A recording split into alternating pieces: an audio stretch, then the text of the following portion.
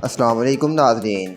इस एपिसोड के शुरू में काय कबीले में सब ख़वातीन अपने कामों में मसरूफ़ होती हैं। इतने में हफ्सा ख़तून भी वहाँ आ जाती है और आकर हलीमा सुल्तान से बातों में मसरूफ़ हो जाती है।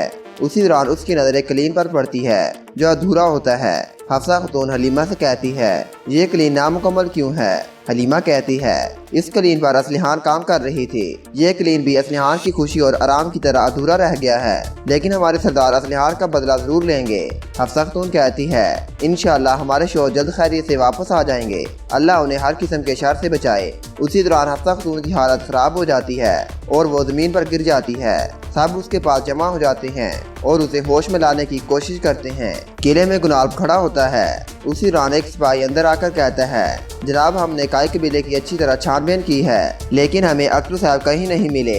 आइडोमिश कहता है, हुजूर चले उनके कबीले जाकर उन पर कुछ दबाव डालते हैं और उन्हें हाली बाजार से भी महरूम करते हैं। वो जरूर हमें अरतुल के बारे में बता देंगे। गुनाल कहता है, हम ऐसा कभी नहीं करेंगे।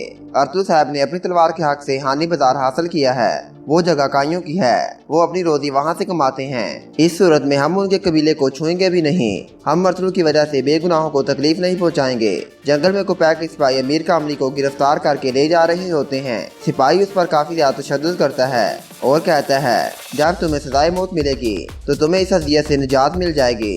पास की झाड़ियों में अरतुल साहब अपने सिपाहियों के साथ छुपे होते हैं। अरतुल कहता है, पहले हम अमीर कामली को पकड़े हुए सिपाहियों पर वार करेंगे, फिर बाकियों को अपना शिकार बनाएंगे। ये कहकर सब उन पर हमला कर देते हैं।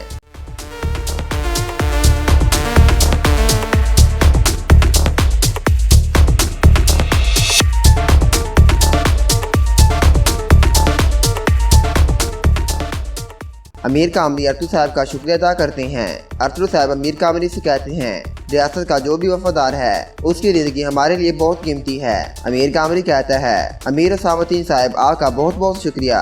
अगर आप वक्त पर ना आते तो ये लोग मुझे मार देते। हुसैनुद्दीन कहता है, अब हमें अपनी सफ़ों में मौजूद गद्दारों को तलाश करना है और उन्हें उनके अंजाम तक पहुँचाना है।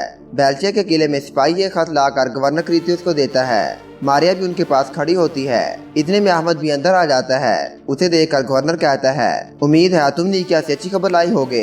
अहमद कहता है, बिल्कुल शहनशाह हमें फौज भेजने पर रजामंद हैं। जैसे ही फौज तैयार होगी वो हमारी तरफ रवाना कर देंगे। गवर्नर कहता है, आखिरकार हम तुर्कों को इस जमीनों से निकाल देंगे और सगोत और कराचाईसर किला भी वापस ले लेंगे। मारिया भी उनकी सारी बातें सुन रही होती है।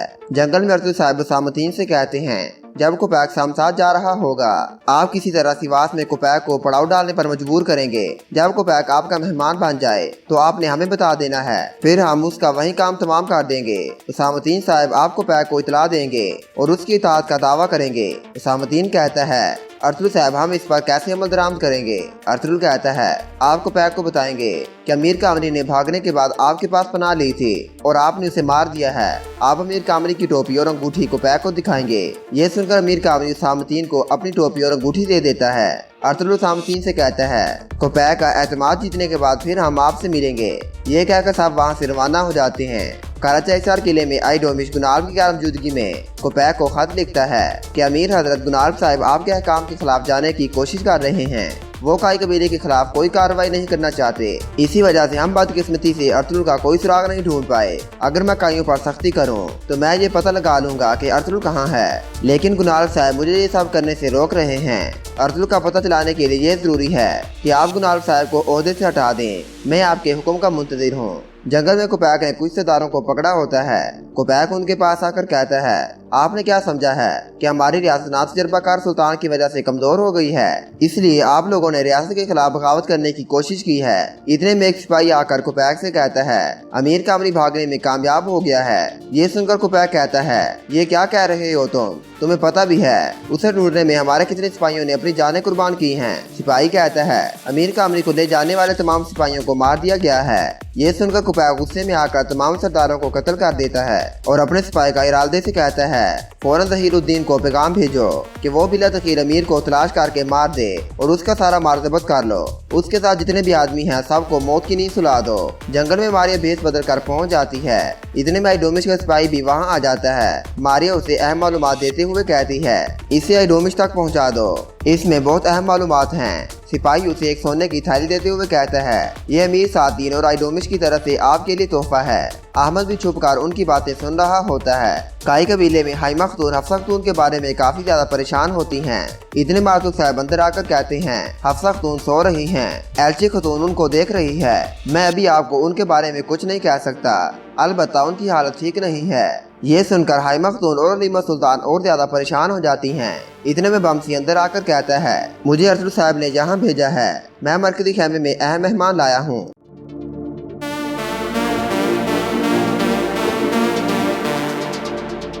रात के वक्त गार में तुर्गत असलिहान के बारे में सोच रहा होता है और कहता है, असलिहान मैं तुमसे वादा करता हूँ, जिन्होंने हमारी खुशियाँ छीनी हैं मैं उनका जीना हराम कर दूंगा।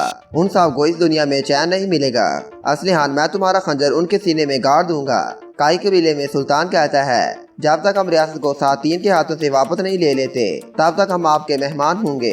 हाय मखतून कहती हैं, आप मेहमान नहीं बल्कि आप हमारे खानदान का हिस्सा हैं। ये खेमा आपका है। आतुक साहब कहते हैं, इंशाल्लाह आप इस खेमे में अपने महल जैसा आराम पाएंगे। सुल्तान कहता है, इसमें कोई शक नहीं, मेरे लिए इससे आरामदायक जगह और कोई नहीं हो सकती। बमसी कहता है, सुल्तान मैं आपकी इजाजत चाहता हूँ, मैं जाकर अपनी बीवी से मिलना चाहता हूँ। आतुक साहब बमसी को हफ्सा खतून की हालत के बारे में बताते हैं, जिसे सुनकर बमसी काफी ज्यादा परेशान हो जाता है और खेमे से बाहर चला जाता है। गार में तुर्गत असलिहान के बारे में काफी ज्यादा गमगीन होता है। अरसलू साहब कहते हैं, मैं जानता हूँ आपका दुख गहरा है, तुम्हारे ख्यालों में असलिहान खतून है। तुर्गत कहता है, मैं कभी असलिहान को अपने ख्यालों से नहीं निकाल सकता। उसका दर्द मेरे दिल में खंजर की तरह पेवस्त हो गया है। उसका बदला लिए बगैर एक एक सांस मुझ पर हराम है। अरसलू साहब तुर्गत को हौसला देते हुए कहते हैं, हम जल्द उस बदउनवान को पैक से इसका हिसाब लेंगे। तुर्गत कहता है, अरसलू भाई मेरी आपसे एक दरख्वास्त है, अगर मैं जंग में शहीद हो जाऊं तो मुझे असलिहान की कब्र के करीब दफन करना। अरसलू कहता है, अगर अल्लाह ने चाहा तो हमारा हर बहादुर सलामत रहेगा, आप फिक्र न करें, बहुत जल्द गद्दार अपने अंजाम को पहुंचेंगे। दूसरी तरफ को पैक सोया होता है। उसे ख्वाब में नजर आता है कि वो सुल्तान बन गया है।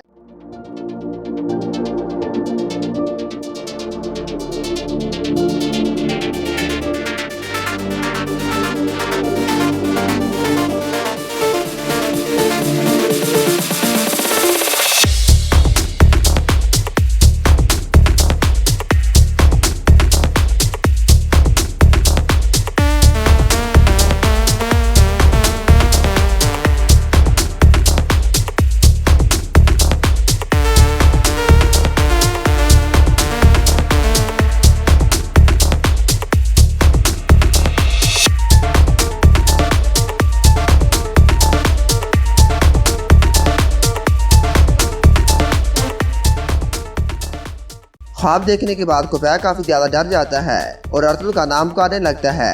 इतने में कायरालदे अंदर आकर कहता है, अमीर हजरत हमें पता चल गया है कि सुल्तान और माँ परी कहाँ गए हैं, वो काई कबीले में हैं। ये सुनकर कुफैया हैरान होकर कहता है, क्या अरसलू की अभी तक कोई खबर नहीं आई? कायरालदे कहता है, अभी तक तो कोई खबर नहीं, लेकिन हमारे सिपाही जल्द उसे ढूंढ लेंगे।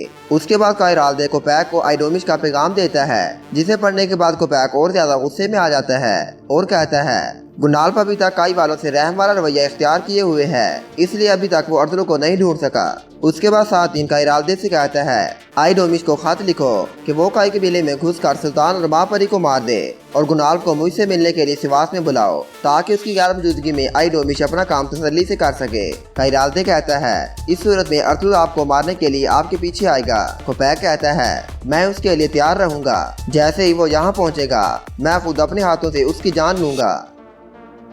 और यहाँ पर इस एपिसोड का इख्तिताम हो जाता है।